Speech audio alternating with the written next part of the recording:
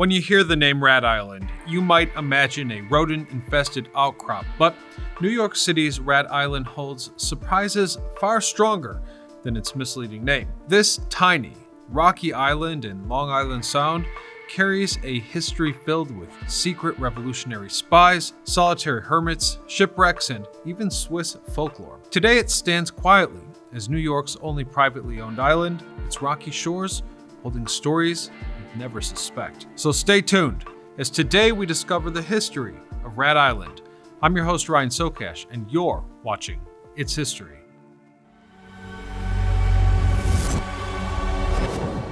Rat Island is situated within the waters of western Long Island Sound, nestled between City Island and Hart Island in New York City's borough of the Bronx. Today, it appears as a modest formation of exposed bedrock, covering only 2.5 acres at low tide and nearly disappearing beneath the waves at high tide. Composed primarily of rugged Manhattan schist, Rat Island has always been difficult terrain, rocky, windswept, and surrounded by shifting tidal currents. A small natural channel carved into its southern bedrock, known as the Devil's Path, further emphasizes the island's isolated and foreboding character. And as far as we know, it's been that way even before European settlers began to document the landscape. You see, indigenous communities inhabited the broader region around Long Island Sound, where they relied heavily on coastal resources, navigating the waters, hunting and fishing throughout the Sound, as well as its adjacent inlets. Despite their extensive presence,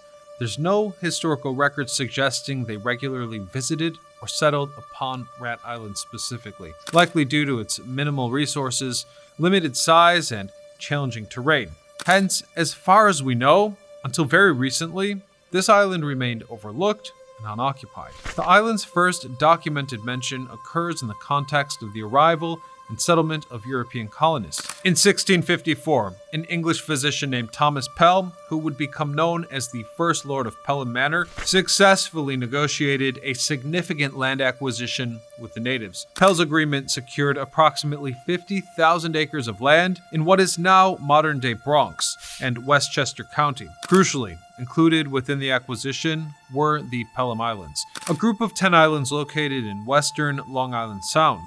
Among them, City Island, Hunter Island, and the tiny overlooked Rat Island. At this early stage, however, Rat Island did not possess its distinctive name. It was simply one of the Pelham Islands, a small footnote within Pell's larger landholdings. Over subsequent decades, as settlers increasingly moved into the surrounding area, the island remained mostly untouched.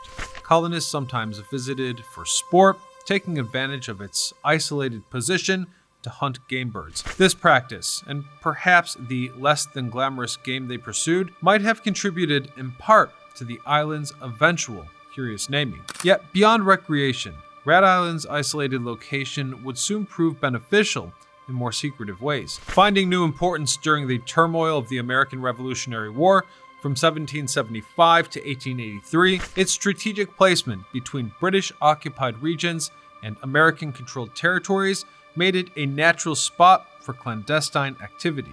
According to some sources, as the war intensified, secret meetings and message exchanges took place here, shielded by the island's relative obscurity and remoteness. While official documentation remains elusive, local lore suggests that Rat Island served as a covert communication point for spies of the Continental Army. In fact, George Washington himself is believed to have occasionally made use of the island's secrecy, coordinating intelligence and strategies away from prying eyes.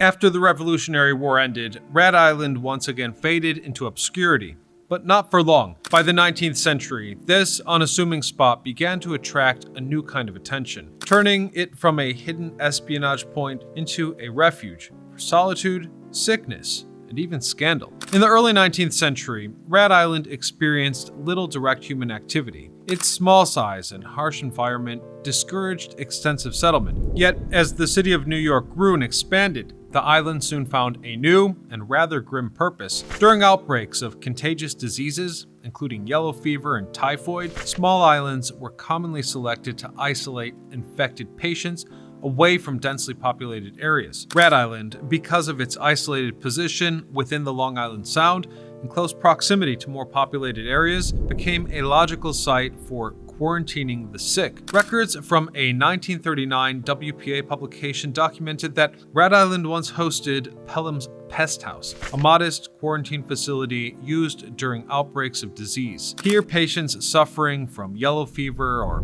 other infectious illnesses were temporarily housed here to prevent outbreaks from spreading to the mainland. The extent of its medical use remains partly shrouded in ambiguity, yet the legend of the island's reputation as a quarantine site linger, adding to its aura of mystery. Following this period of quarantine, Rat Island attracted another solitary figure whose legacy would become intertwined with the island's story. Gil Horton, born in 1825. Horton spent much of his life as a seaman, navigating the waters of Long Island Sound. After retiring from his maritime career in 1883, he sought a place where he could live quietly, spend his days away from civilization, and so on. Hence, he chose Rat Island, constructing a simple wooden cabin and becoming the island's sole resident. His life there intrigued local communities. He was known to be a quiet, reserved man who seemed perfectly content living in isolation, occupying himself with fishing and contemplation. And over the next decade, Horton became a familiar sight to sailors and residents on nearby shores. Despite his solitude, locals gained a certain reverence for him, admiring his quiet ways and the fact that, seemingly at least, he mastered the art of living alone. Though after his death in 1893, Rat Island experienced a swift and somewhat unceremonious erasure of his legacy. The town of Pelham quickly dismantled Horton's cabin, erasing much of his personal imprint. Now, the definitive reason for this swift demolition is unknown. However, there have been vague reports suggesting that the authorities of the time feared that New York City may have been planning to use Rat Island as a quarantine center once again during a cholera outbreak. Even so, the removal of this shack closed a unique chapter in the island's history, though its story would not remain idle for long. Shortly after the sailor's death, Rat Island caught the attention of yet another notable figure,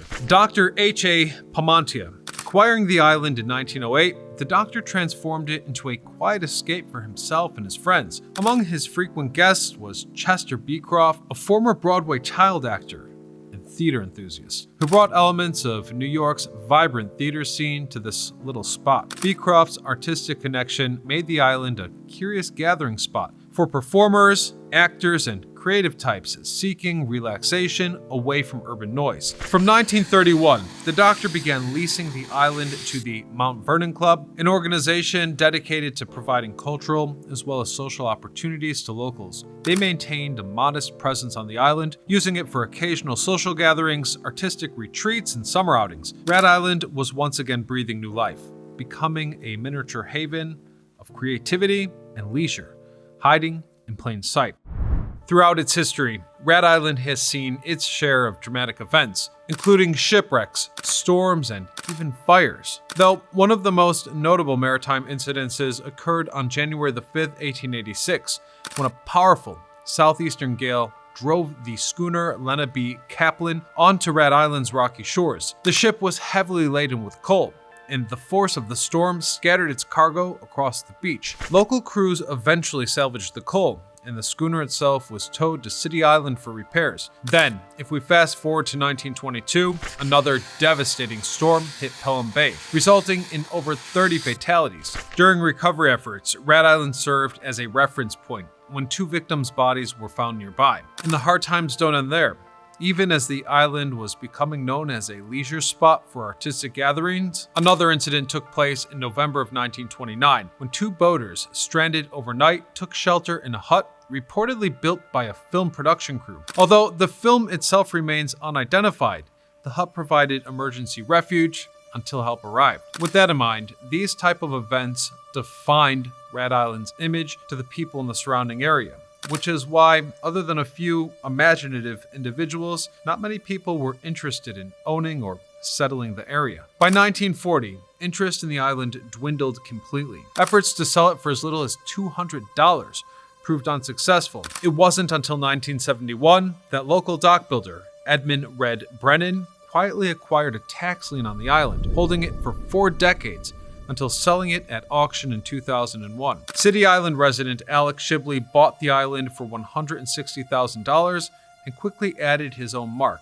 erecting a 4-meter tall polyester replica of Switzerland's famous William Tell statue to commemorate the Swiss National Day of 2016. Shibley also began exploring ambitious plans to propose an eco-friendly retreat with sustainable cabins, renewable energy, rainwater harvesting systems, and a floating pier designed to connect the island with New York City's water transportation network. Today, Rat Island remains New York City's only privately owned island. Shibley briefly considered renaming it after his granddaughter, but ultimately, the historic and curious name Rat Island lives on. We'll leave it there for today, but I thank you all for watching, and until next time, I'm Ryan Socash, signing off.